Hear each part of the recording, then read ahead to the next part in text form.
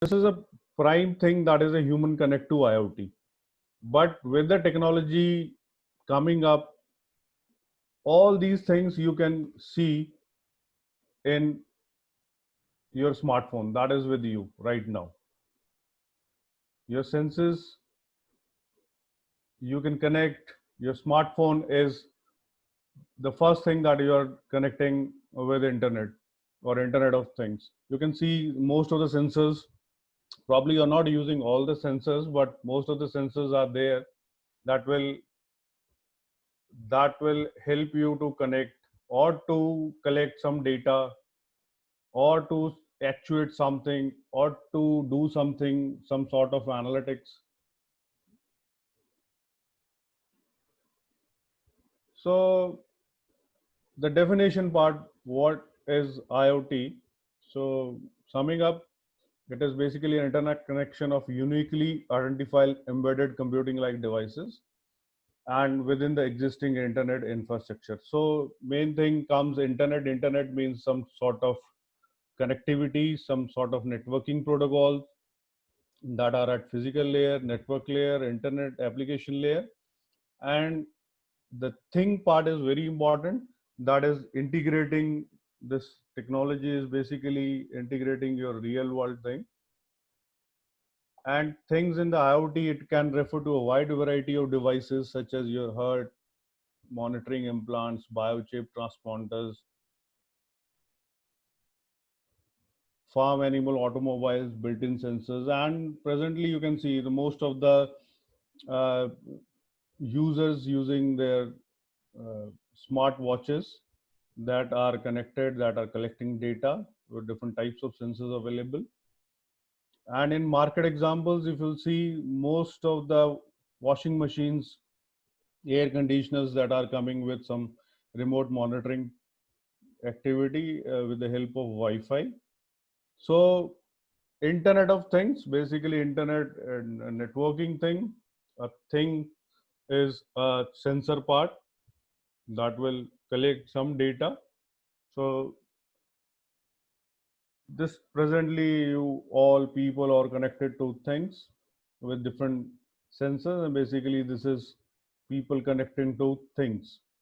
And here you can see in this particular slide that your different sensors are giving data to your smartphone, then it is uploaded onto the internet or some cloud services, from where the other person or the other services or the other analytics tools will help you in providing you with some solutions in anticipation.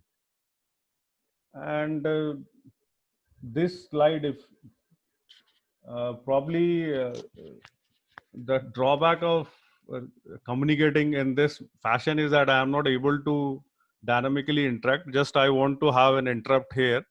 My voice is audible. Yes, sir. Yes, sir. Very clear, sir. Crystal And clear. my slides are running, or that's still? Yes, sir. Yeah, very clear, sir. They are still. They are not still. They are running very smoothly, sir. Okay, so in this slide, I'll use my favorite movie, Terminator movie, where you use this word Skynet. Right, Yes. everybody of my generation might be very enthusiastic about this Terminator movie, where we were surprised to see a robot coming and doing Right. everything. So that was a Skynet, and I'll say this: that was that time it was Internet of Thing only that uh, happened. But nowadays it is machine to machine, cloud of things. People saying ubiquitous sensor networks. People saying Cisco came up for this IoE concept, Internet of Everything.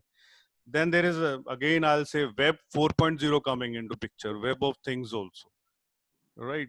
So there are various names, and you can see your contribution as a faculty. You can see you can contribute a lot in this various names that I'm using in this slide. So this is really IoT. Many things are there. Now, what is how IoT works actually? So there are basically 5 mechanisms. 3 IoT enabled device or sensors that will collect the data. That is the very first point. For example, CCTV camera. So that is the first your device, like your eye. AI collects every data and then you process the things or you want to store some, right?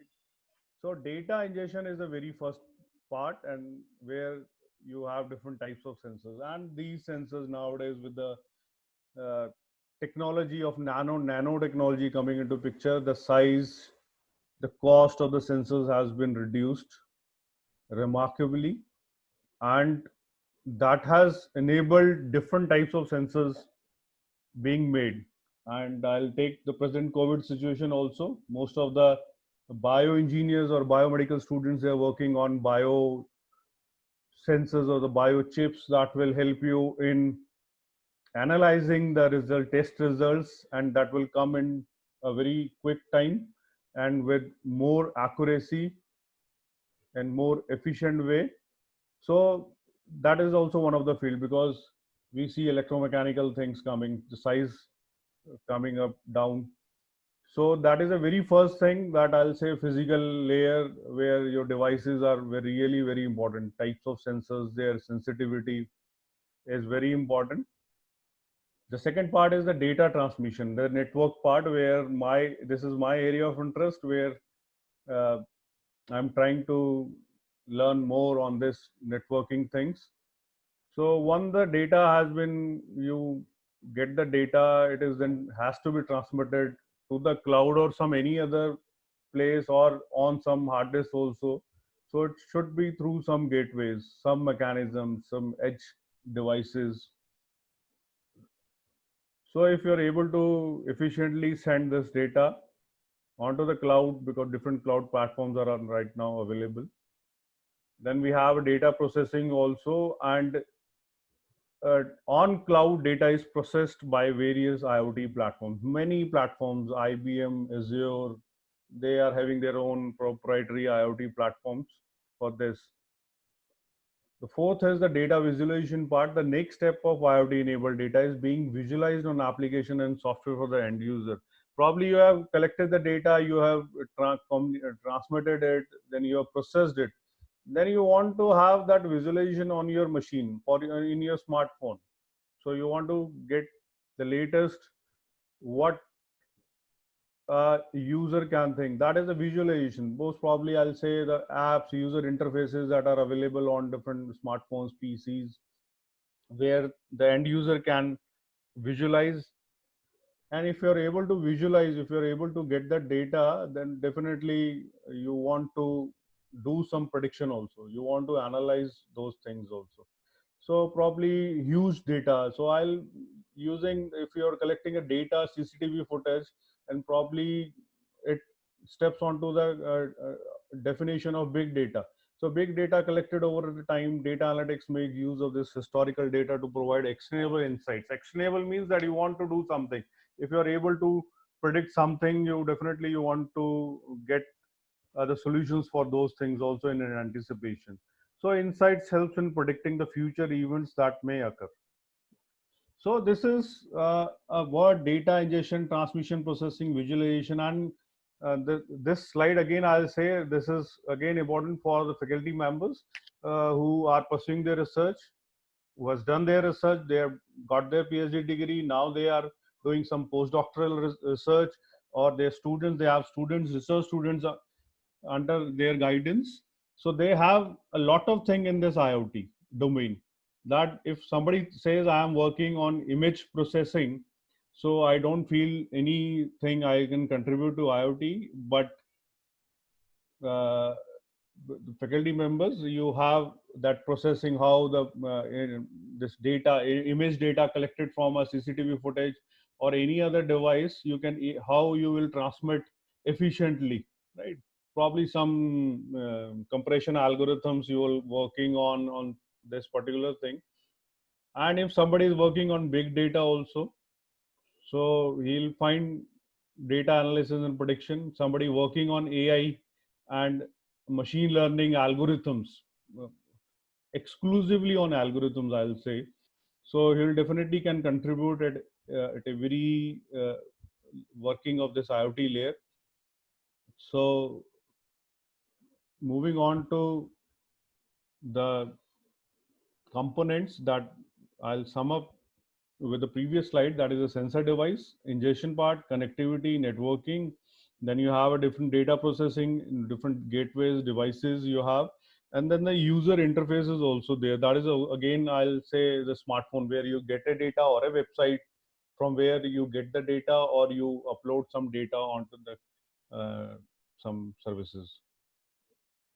So this is a complete picture that I'll say. You can see on this slide, the sensing layer is there where you have sensors, then you have a network layer where different networking protocols are there that we'll see in this coming slides. And then we have a data processing layer where have you different devices, processing units, and then finally the user, the customer, or the uh, application part where you can see or you can feel the working of an IoT application. So key features again is that AI is becoming, this is a key feature in IoT, that is you want to make smart, you want to make the data smart, you want everything to be smart with the help of your AI, some algorithms, how to process, when to take decisions, right? Then the second part is the connectivity. New enabling technologies are coming up. So IoT without connectivity is zero. Sensors, IoT loses distinction without sensors. So these are the first the connecting point of an IoT. Then you have your user interfaces, active engagement. There you can have a today's interaction and connected this uh, visualization part coming into picture. Then you have small devices, and that have become small because of your nanotechnology and other related embedded systems coming into picture. So I have sum up, I have collected different advantages that uh, that is quite predictable, IoT advantages, because we are trying to unlock the things and we are trying to see how you will be efficiently, the resource utilization is there, because everything, most of the resource data you're able to collect, sensors you're able to see, and without the human intervention is there, so you have minimize the human efforts, human errors, there is a reduction of human errors while collecting the data, that is there. But though, although that this error part is still there in sensors also, if a sensor is not a very good sensor you are able to make, because if you go for a temperature sensor, it ranges from 250 rupees to 25,000, 40,000 temperature sensors are coming. So that is again on the type of quality that a sensors is made. So new business opportunities coming. As you can see, analytics coming into picture. So most maximum organization, business organization, they are using IoT for enhancing their business opportunities, new capabilities to predict and act. And that is again, I'll say, related to your algorithms, different algorithms, machine learning algorithms, AI algorithms, that is helping in providing different uh, classification of the data and then analysis part of that particular thing. Sensors, good sensors improve monitoring. The customer is able to have very good interaction. Then fine-tune services and products, very good products are coming into the market, full-fledged products, deliverable, IoT deliverables are there. New revenue streams, new different application fields are coming up, and a very good control, improved control over operation process. But uh, you can see there are many more IoT advantages based on your applications also. So, but if there are advantages, definitely there will be some disadvantages attached to it. And the prime disadvantage till date is that secure security, we are not able to have a very good ecosystem, security ecosystem, when one device is connected to on a network. So the system offers very little control despite many security measures. So if any faculty members working on security domain, he can or he or she can contribute a lot in this domain, because of this particular thing, IoT is finding little difficult. IoT mm, uh, technology is finding little difficult to come up or efficiently. Privacy, the sophistication of IoT provides substantial personal data in extreme detail without the user's active participation. Little complex right now. It is little complex also, because I'll use that word compliance, and because uh, we don't have any standardized protocols or standardized vendors or some technology that is there. So a little complex, it becomes a little complex putting every unstructured thing connecting. So that compliance is also people, different societies, as IEEE is there, there are different societies are there, or complying authorities are coming up, so that they put everything related to IoT on a common platform. Probably, if I not mistaken, IEEE is also working on some standard P23145. Probably you can see what IEEE is also working on this, putting up some compliance that you, for example, you have a standard compliance for your Wi-Fi and your for your this WPAN IEEE 802.15.4 or 802.15 or 802.11, that they are standard, and above that you can build up the things as the people they say Wi-Fi is again a consortium. It's most of the time it is related with your this access points, and everybody says Wi-Fi is a consortium. Again, Zigbee, that is built up on physical and MAC layer. The Zigbee consortium of some group of companies that are promoting the technology of this DL and this physical layer. So above that, the private vendors or the different companies, they can have their own layers. So IoT disadvantage, and probably for faculty members, that should be taken in as an advantage for their research, right? So I am saying, or we are saying, or is there, though no secure protocol is there available, faculty members start contributing in this field, start going for the compliance part. If anybody is in electronics, from electronics uh, communication engineering, he or she can contribute a lot in the physical layer, where they can have a different communication, wireless, wired, medium protocols. They can enhance the complexity. That will I'll show you also later on. And this is a technology roadmap of IoT. So where you can see how the things have moved up. And if you, most of the faculty members have seen that particular Cisco uh, uh, graphs where they say 20 billion devices to be connected in 2020, and probably that is 2020 is definitely connecting lot many more things nowadays. And this is a roadmap. Probably everybody, for example, I'll say I'm taking the software agents and advanced sensor fusion is there coming up. So, and there is ability to monitor and control distant objects. That is, you're doing some robotic surgery or some robotic implantation and surgery you're doing. So basically you are bridging the gap of cyber and physical world. So I'll say cyber physical system is also one of the word used nowadays with reference to IoT. So this is the acknowledge this technology and market trends, the driving IoT.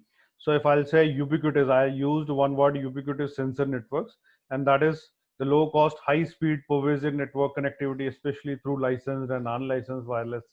So this is the driving technology that drive the Internet of Things. So how you're able to connect, right? Then you have a IP based networking, adoption of IP based networking is there. Then we have computing economics coming into picture, where the industry investment and research is coming into picture, where you are going for analytics and coming up with the relating with the computing power at lower price points and lower power consumptions also.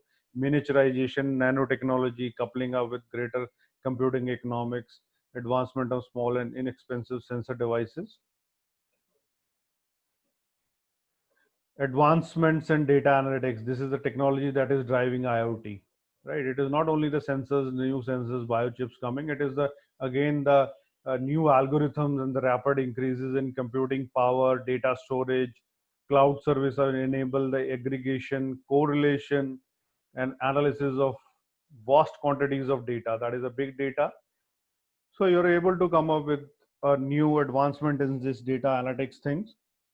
And cloud computing, another this new emerging things. Not, I'll say emerging, it was distributed computing, and then onto the business commercial angle of this business. This your grid computing coming onto the cloud computing, which leverages remote network computing resources to process, manage, and store data. So these are the technologies driving IoT.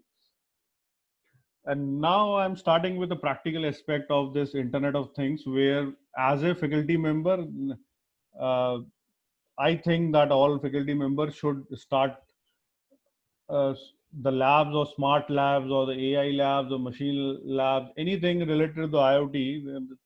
They should start with this Arduino kit that is available. First, probably most used IoT hardware among students, and that should be inculcated to our postgraduate graduate students, that they just buy this hardly 400 500 rupees Arduino microcontroller based kit coming up, and anybody can work on it. Now 7th 8th students, they're also working on Arduino. If electronics faculty can relate, breadboard thing sort of things coming into picture. So wide range of Arduino versions are there in market. So Arduino Uno is there, Arduino Yun, that has come up with Wi-Fi connectivity.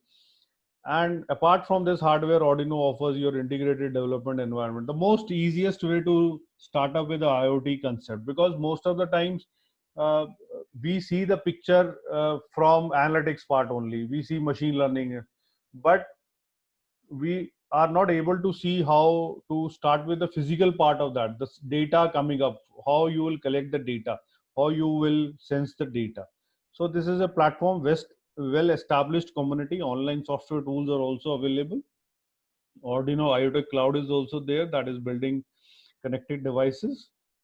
After Arduino, the most uh, famous is this Raspberry Pi, and this is a bit different from Arduino. It is a microcontroller, and this Raspberry is a single board computer. Most of the things, as you see in your computers with hardware and software operating system coming up, so it's a complete full-fledged computers with a range of connectivity options, a processor, and up to 8 GB of memory storage also, and more powerful and speedy than any other IoT boards. So just like Arduino, Raspberry has its own community, accessory set and setup and troubleshooting guides that are available. It's a closed source hardware, so to build a Pi-based application, you'll need to use the boards, accessories, and kits offered by this board producer. So these are the two important kits that we have made in available to our students. And basically, as Vikash said, starting with this, that we want to have built up the institute. We have to showcase our institute also. And when a student comes in first year, he is not very much aware of the working or the concept of the college or the university or the labs. So my experience is, if you hand over these kits to them, they'll find it more interesting. They'll learning becomes more interesting for them. So not only I'll say that you give a Raspberry Pi to a computer science student, how you'll find interest. He'll find interest when he'll try to see what operating system is we can have on this particular small board, right? If he start, because he is learning everything from a laptop or a desktop where he sees only operating system, and he is unable to visualize what is the role of an operating system. So if he is working on Raspberry Pi, definitely he'll get many more things. And there are the pins available, how to connect different sensors onto this, what are the different types of sensors available. So this is the basic two. Raspberry Pi and Arduino should be made available to all, probably all to first year, second year students, and they should start working on these things. Then there is a particle also. This is also a very known development kits. And in terms of hardware, Particle provides boards with different types of connectivity, right? So it is Particle is there. Then I've used the BeagleBone is also there, one of the very important IoT hardware platform. So it is basically a Linux based board. So now the question arises why we are talking about IoT development kits, because it will help you in unlocking the different aspects of IoT that we are unable to see when we start working on big data. When we start working on some big data, any architecture, so data is coming from where? And what are the shortcomings in that data, how you will enhance that efficiency of the data. So this is a building block for an IoT technology, these kits, development kits. And these, what are the design decisions that you will take while going for this kit? This type and number of peripheral sensors, whether you want a microcontroller or a single board device, what type of data communication protocols you are going to use, and what are the different networking hardware and protocols that you want to use, communicate with cloud services and apps. So this is an example that I've taken for a home automation system on a budget. You can choose a Raspberry Pi Zero. It's a low cost single board computer with an ample processing power and memory. So processor, you can see 1 gigahertz use, 512 MB RAM is there. So there are these are the technical specification that a student or a teacher or a faculty member should understand, because at the end of the day he will be writing down a code. When he'll write down a code, and I'll introduce embedded C is most of the time used. C++ is also used, but embedded C is most of the time, because embedded, you're working on some embedded operating systems, embedded devices. So you should be able to write down a code where you want to connect 40 pin GP, general purpose input output header. So how you will connect to those pins? What are the different connectivity options available to you? So these are the learning points for an working on some IoT applications, right? Why, how you will select, what will be the technical criterias. Now we'll see how to connect things in IoT. This is networking technology. I'll directly move on to this particular uh, slide where you can relate TCP/IP model with IoT protocols, right? So you can see the application, transport, internet, network access, and physical. And inside you see IoT protocols. Different protocols are there. So one by one, in one slides, I'll show you the different relationship between these models, right? So if I talk about network access protocols and physical layer, you will see the low power wide area network is a category of technology designed for low power long range wireless communication. Now the concept comes of the low power. Why the IoT devices should be of low power consumption? Because you have to get the data for 2 days, 3 days continuously, probably 6 months also, 1 year also, continuously your sensor should work. So definitely when your technology of communicating data will be Wi-Fi, the sensor battery will be over within hour or a 2 hour, because you are sending data at the speed of 54 mbps, 11 mbps, like this speed. So if you're using a 802.15.4 WPAN Zigbee technology, then it is a low power consumption protocol that will helping you, but the speed will be again 256 kbps. In kbps, there I was talking about mbps. So this is where the electronics or the physical layer engineers, they can contribute a lot with coming up with more low power wide area network consumption protocols, wireless protocols. Then we have here this narrow band IoT also coming into the picture, that is using your cellular networks also. LTE-M standard is also there. Then a popular Bluetooth 2.4 gigahertz protocol is also there, BLE, we call it as BLE. Then Zigbee is there, what designed for building and home automation application based on IEEE. Z-Wave protocol exclusively designed for home automation. So these are the network and access and physical layer protocols. NFC, near field communication, is there. Then we have an RFID is also there, that we started with your fourth, fifth slide, where this radio frequency identification, where everything started, and -7 is a communication protocol that uses an active RFID that is designed to be used with an industrial IoT application. So Wi-Fi and Ethernet are self-explanatory. I've just used this Ethernet because in power line communication, an alternative hardwired solution uses existing electrical wiring instead of dedicated network cables. So PLC part of thing is using your Ethernet, because every time you will not have a wireless connectivity or a thing, right? So somewhere you have to use your IEEE 802.3 standard also. Now coming on to the next layer, that is an internet layer, where you can see IPv6 most of the time using, because the addresses in IPv4 are exhausted. So we are able to get IPv6 into picture, and we are still unable to make a connection between an IPv4 and an IPv6. This is my practical experience, because you will hardly find very few experimental IPv6 based research papers coming, and it is most of the time it will be all simulation based IPv6 research coming up. So, but when we talk about IoT, we want experimental IPv6 networks to come into picture.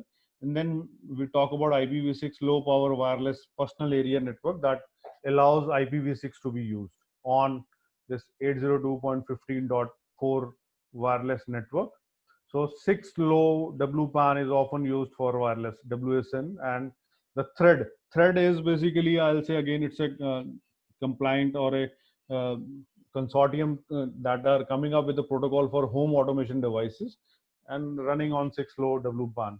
Then there is a routing protocol also there coming in the internet, because when we talk about internet layer, routing comes into picture, and IPv6 routing protocol for low power and lossy networks is there.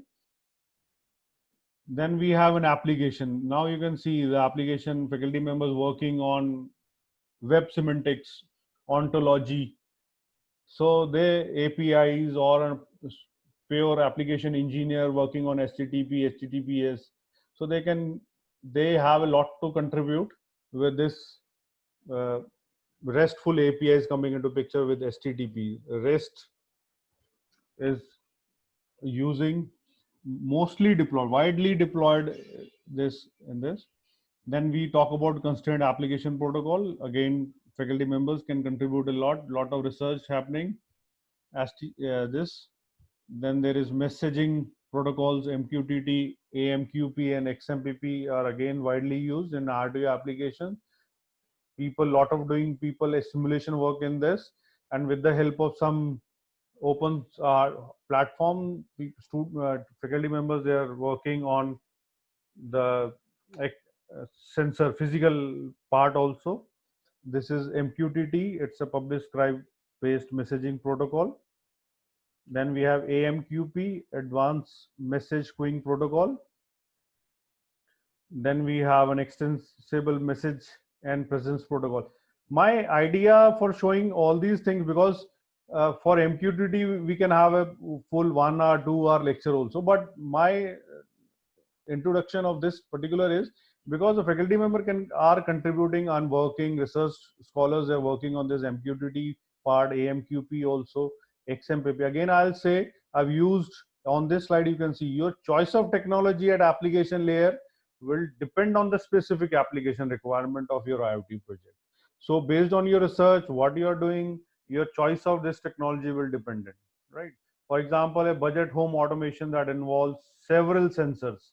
So MQTT would be a good choice, as it is great for implementing messaging on devices without much storage or processing power, because the protocol is simple and lightweight to implement. So this was all about the application internet protocol. And when I'll see, I'm summing up all this thing. I started with IoT sensors.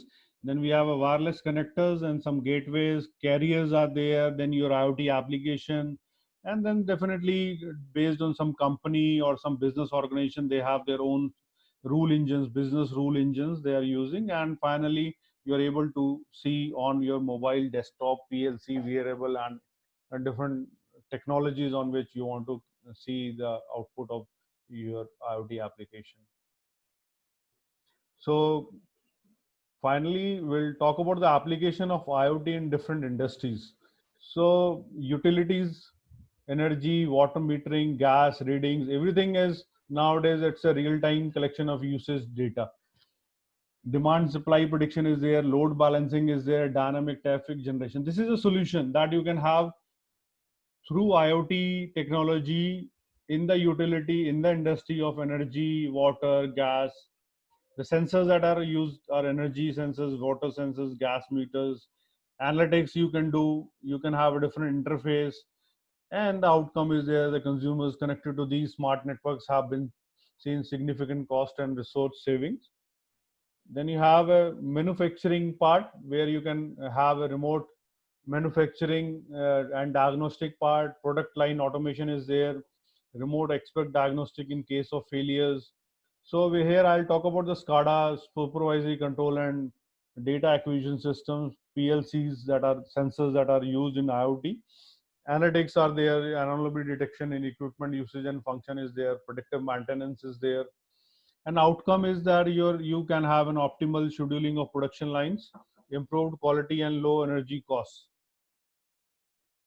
Then in the healthcare, nowadays IoT is exclusively contributing to the healthcare, remote expert doctor consultation monitoring, elderly care, wellness and fitness programs, chronic disease management. All these solutions are able to be provided by healthcare systems.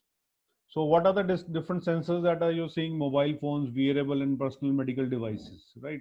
So they are connected and you are able to do some analytics, and then the outcome is that you low cost of treatment, improved patient outcomes, real-time disease management is there, improved quality of life for patients. So presently in present scenario also the IoT application has increased for this scenario. Insurance sector is there, right, where you can do an usage pattern detection, anomaly detection with the help of all your AI algorithms and your this machine learning algorithms, right? So new models coming, a new insurance model coming up. Then you have a consumer goods and retail, where again you are using a context aided real-time user profiling, analytics to extract context from raw sensor data. That is again a very important part nowadays, context aware routing, right? So the outcome is that you create and value added applications for consumers, right? Like alerts on expiry dates, new products coming up, virtually target advertising. So these are many other smart agriculture, precision agricultures coming into pictures. So all these are smart inventory in Amazon, Flipkart. They are working on this transportation, asset management and tracking, RFID tag sensors use, improved service levels we are using in this. So this is,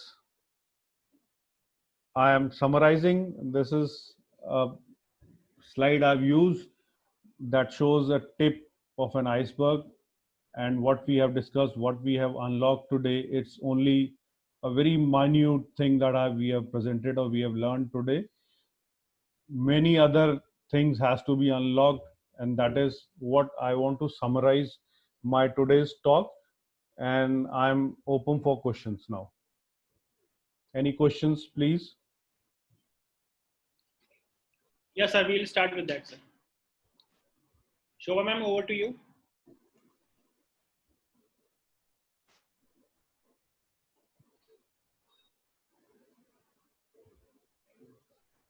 Your voice is not audible, madam.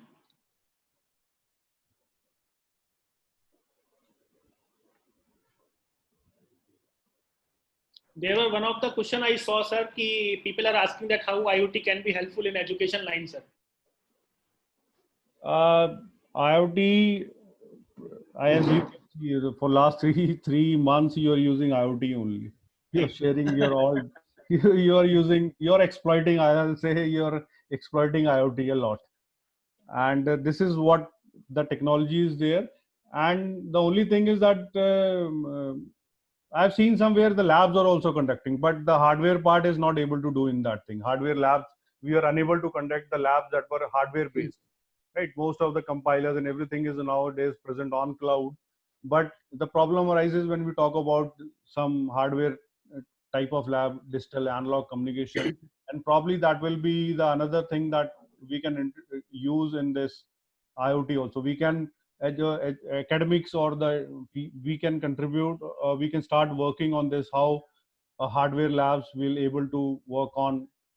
Probably the scenario will be over by now, but that is the thing that we can add up with IoT and education.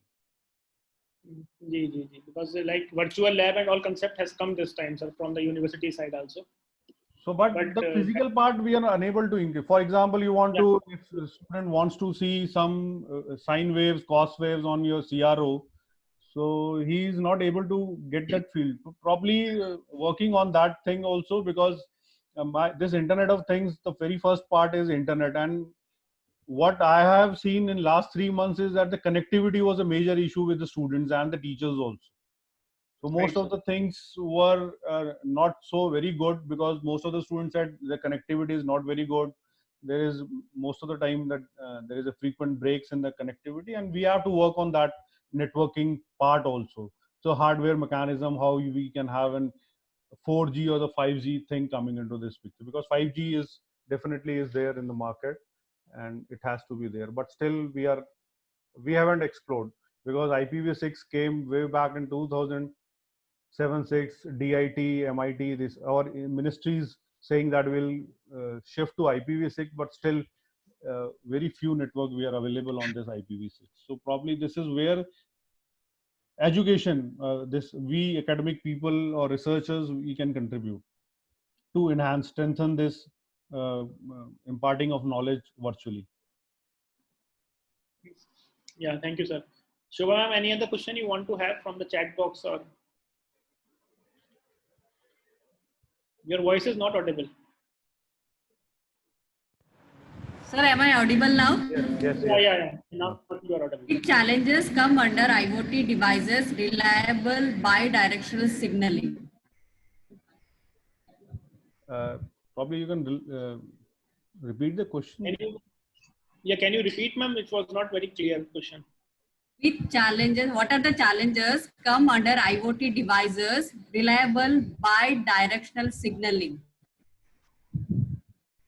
Bidirectional signaling, if I say faculty wants to ask about full duplex communication, or I'll say bidirectional is that simultaneously you are able to work on that thing.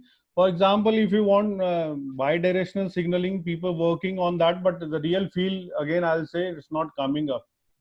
And bidirectional signaling is we are probably bidirectional signaling are there, we are using, that's why we are able to have a dynamic interaction in IoT. The moment you get some data and then you're getting some information, and probably we have some gateways in between different layers, that you have a bidirectional, it is like that way only, because I am relating bidirectional with full duplex only, full duplex communication. Sir, we have one more question. How IoT is important for healthcare services like heart monitoring, brain monitoring, and other biomedical fields?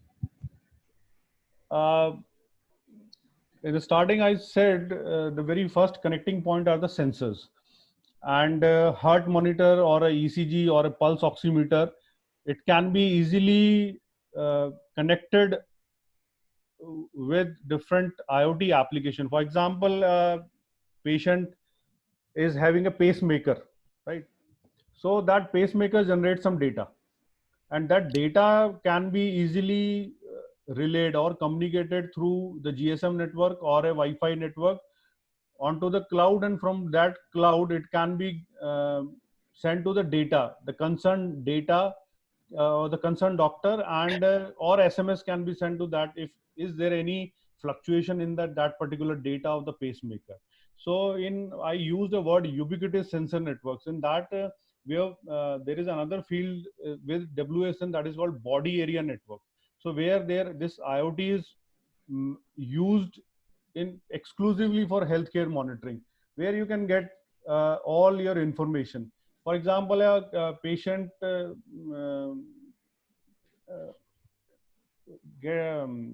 some accident has happened with some patient, and his all data is available because he is not able to speak anything. His data is all available on the cloud, right? So that data can be used by the doctors. What is his previous conditions? What are the prescriptions of medicines that are there? So in this way, the IoT applications or IoT technology or IoT protocols can be very useful. And this field is called body area network. Body area network. Okay, sir. Thank you. I hope your answers has cleared their doubts. And thank you for sharing your immense knowledge on IoT. Over to you, HOD, sir. Yeah, thank you so much, ma'am. And I really thank our respected, you can say, Dr. Ashish Payal, sir, who has given her his valuable time in this, from his so busy schedule that he has, as he's really inclined towards a lot of other university works from the, you can say, IP University that caters a lot of different courses in the School of Information and Technology. I thank you from my entire team, and I also thank sir from my entire management side. Wish you a very good day, and thank you so much once again, sir. Thank you, sir. Thank you very much to all participants. Stay safe and healthy. Thank you. Thank you, sir. Thank you, sir. Thank you so much. Thank you, sir.